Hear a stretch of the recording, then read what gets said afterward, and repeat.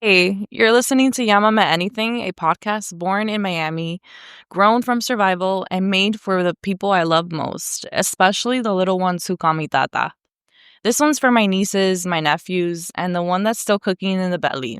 One day, y'all are gonna grow up and ask me why I'm always doing a million things. Why I have a mic in my bag, a market to set up, a brand to pitch, and a voice memo half finished. Why I say I'm tired, but I still post on Instagram anyway. This is why. This podcast started as a continuation of my master's degree and a prep space for my PhD, but it quickly became something bigger, a record of the world changing, a survival guide, and honestly, my soft launch into getting paid for the things I'm good at. I'm the first person in my entire family to go to college. That sentence still feels surreal. I come from a single parent household. We didn't grow up with extra everything. We had was stretched out, shared, or fought for. My mom worked so hard that most days I barely saw her. And when I did, she was still moving, still sacrificing, and still praying over us like we had everything. I was blessed when I was given a scholarship by the Posse Foundation. For those of y'all who don't know, Posse is one of the most competitive leadership scholarships in the country.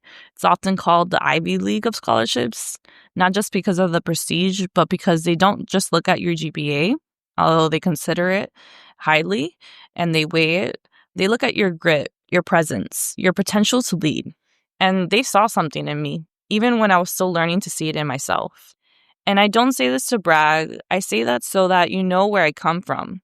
So my nieces and nephews don't think that all this, my degrees, this mic, this business, was handed to me. Because it wasn't. It was built on sacrifice, chance, and guidance. And I hope to give that in return. When I started Llámame Anything, it wasn't because I wanted followers. It was because I needed a space to reflect. I was coming out of one of the hardest years of my life, a lot going personally, trying to make sense of identity, AI, XR, culture, and capitalism because I was living in it. And living in a city that can chew you up and still charge you over $2,200 for rent. My research was about storytelling, justice, VR, and who gets to define the narrative in a world that's increasingly automated and filtered. I didn't want those thoughts to just sit on a Google Doc. I wanted them to breathe. So I recorded my first episode, then another, and started doing interviews, which haven't been posted yet, but give me a minute, you guys. Then people started listening. Then people started asking me to help them tell their stories. Brands, creators, community organizers, small businesses. They needed what I had, the ability to translate feeling into strategy, survival into storytelling, vision into voice. That's how I got started getting paid for what I used to give away for free. Brand strategy, content production, market curation, social media campaigns, and of course, podcasting with intention. I built a business without a blueprint, a personal brand without selling out, a platform that's still mine, even as I grow. I don't talk about this much, but I've survived a lot of trauma, a lot of BS. Some of it I'll unpack one day, maybe on this mic. Some of it I'm still trying to name.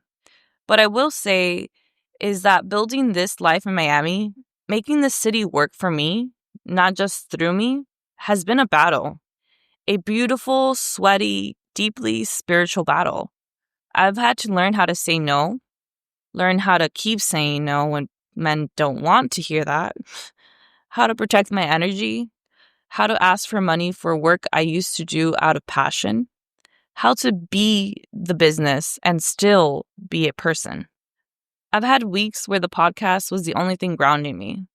I've cried between recording drafts. I've posted through heartbreak, through housing instability, through unpaid invoices, through grief. But I'm still here. Not because it's easy, but because it's mine. So, to my nieces and nephews, when you listen back to these episodes one day, know this. I didn't start with much, but I started. I was scared, but I still hit upload. I had no roadmap, no AI, just my gut, my God, and this mic. You don't have to follow my path. but I hope it shows you that your story matters, that your voice can be a career, that your weird, beautiful, brilliant brain is powerful, that coming from struggle doesn't make you less worthy. It makes you layered. Don't let anyone flatten you. And don't wait for perfect. Start with real. This has been Llámame Anything, your survival guide, love letter, and a side hustle all wrapped in one. I'm your host, Tata, Vanessa Francesca Ortega, signing off for now, but always building something for us. You can find my services, events, and digital offerings in the links below or at Llámame Anything. And to anyone out there wondering if you're too late to start, you're not.